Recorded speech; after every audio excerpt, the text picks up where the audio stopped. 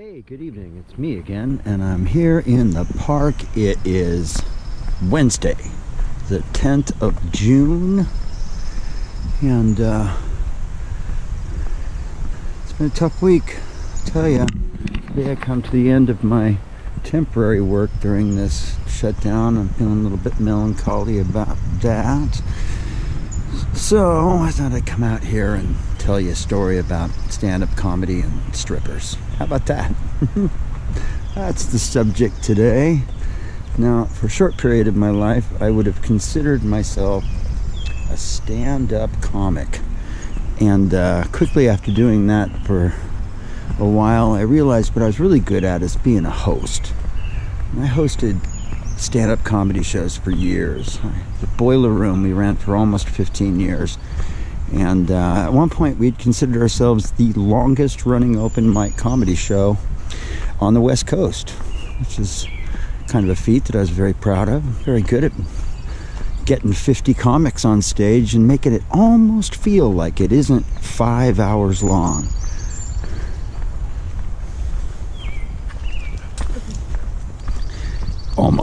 Almost feel.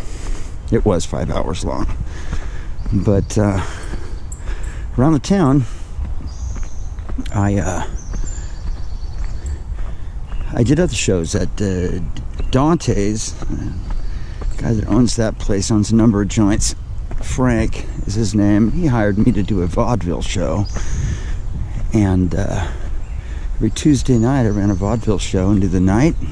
It was about 30% comics, and it was about 70% fire dancing. And, well, various other things. Sword Swallower. Here's a story. I'm hosting a show one night, and the Sword Swallower actually hurts herself while she's swallowing the sword. The sword actually is real, which is one of those acts I just never could really watch. But she starts coughing up blood, and the audience is digging it. They think it's all part of the act, and I know it's not part of the act because I've seen her do her act on a number of occasions, and blood was never really a part of the act. And so, well, we had to immediately, close the curtains and bring in the paramedics. And to her credit, a month later she was back doing the act again. It's like jumping right back on the horse. I mean, really. But we had trapeze artists and sword swallowers, and I ran that for a while. And he had a satellite joint by the name of Devil's Point. GoPro stop. Hey, so where were we? Oh yeah, Devil's Point. Now I'm going to tell you this right off the bat. You have not lived your life until you have seen a stripper fight.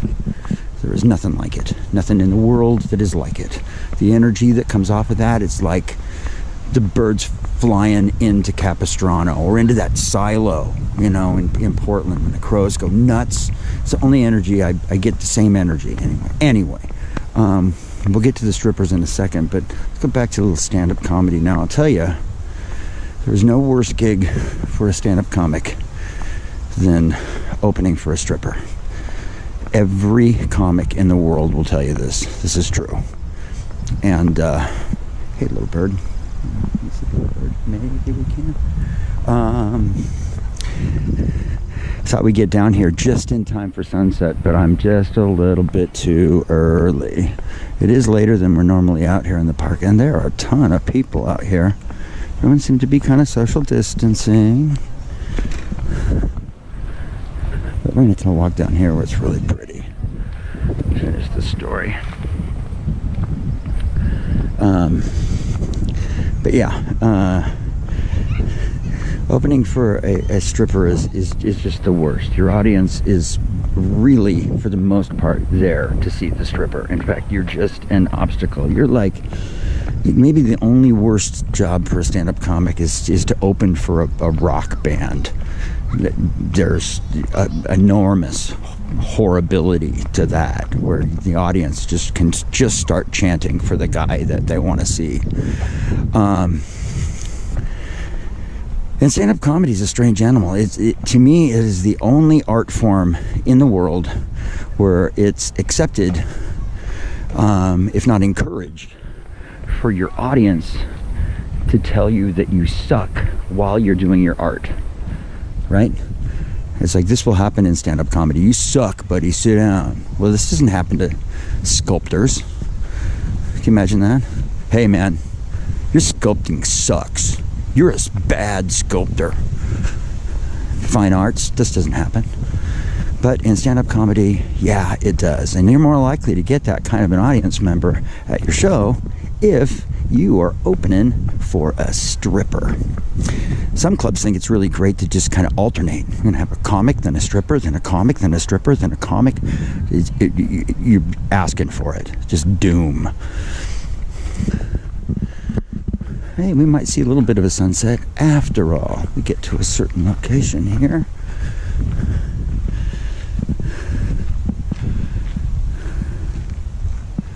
There's a middle reservoir here at Mt Tabor. So anyway, I'm working at Devil's Point, and they've done it right, actually. They've decided, well, let's go ahead and put your comedy show on, and then when it's over, we'll have strippers come on. Okay. It's pretty good. I mean, you're in a rush to finish the show as the stripper crowd starts to show up to your comedy show. But I worked at Devil's Point, and I did this gig for about 2 years, and it was pretty miserable. Very few people showed up to this show at all, including comics. I mean, there were times where I'd do 45 minutes on stage just hoping somebody, any comic, would show up to take over for me. And to the 3 people in the audience, one of which is a regular that sees you every single week doing the same jokes. Anyway, I remember specifically Tristan Spillman showing up after I'd been on for about 40 minutes, and I went, ladies and gentlemen, he's on stage right now. He's Tristan Spillman. I didn't even get him a chance to like set his stuff down. He was bum rushed to the stage to perform. But strippers would come on after, and on a couple of occasions the DJ for the stripper wouldn't show up. Either show up late or just plain not show up at all. And because I knew how to work the sound system, they'd slip me a few extra bucks and let me run music for the strippers, a function that needed to happen. So on one of the very few occasions that I was doing this, remember there were 3 strippers. One was on stage, 2 were on deck, and there's a little green room off the back side of Devil's Point, and really it's not much of a room. It's like at one point they just put up big pallet boards to kind of separate it into making it look like a room, which were all propped up by beer kegs that were sometimes full, sometimes empty, so the wall was sometimes leaning and sometimes really sturdy. So anyway, it was on one of these nights that I'm working, and the girl is dancing on stage, and I'm playing some music, and she gets done, and I announce the next stripper to come up, and she doesn't come up. And I play a song, I play another song, and there's, granted, a total of 4 people in the entire audience here watching these girls dance, so it's no big deal. Just the smell of marijuana is just all around me right now. But anyway, who is it? Let's see if we can figure out who it is. I can't figure it out. You're being very good. But the smell of marijuana is very strong here. Anyway, so I'm working, and I'm playing music, song after song, and finally the girl that did dance comes back out and goes, listen, they're fighting back there. Kevin, you need to go back and do something about it. GoPro, stop.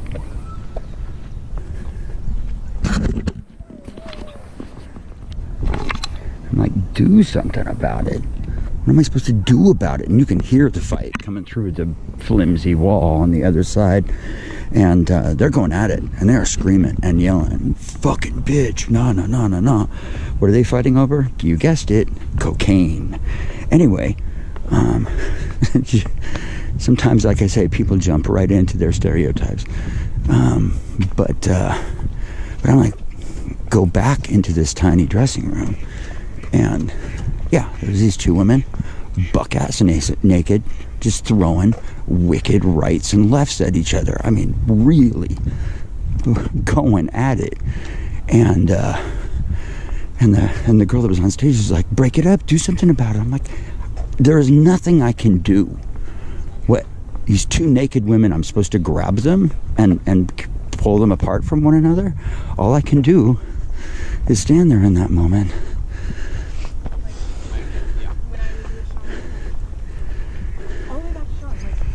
All I can really do in that moment is say, hey, stop, quit fighting naked girls, really. And then one throws the other into that wall with the beer kegs. The whole beer keg wall thing falls over. And at about that point, the owner of the club comes in. He's been called. And they just kind of fired the two girls that were fighting, long story short. And the one girl that was dancing ended up dancing the whole night by herself to about 3 or 4 people, to probably miserable tips. She probably made $15 that night and had to put up with this. But you know what? Life is a series of experiences, isn't it? That's it. The only things, you know, it's like our town. The only thing you remember are the really unusual days. The normal days, yeah, they just kind of go by. But the day that you witnessed a stripper fight, well, that's going to stick with you forever. And that's my story for tonight. Good night, everybody.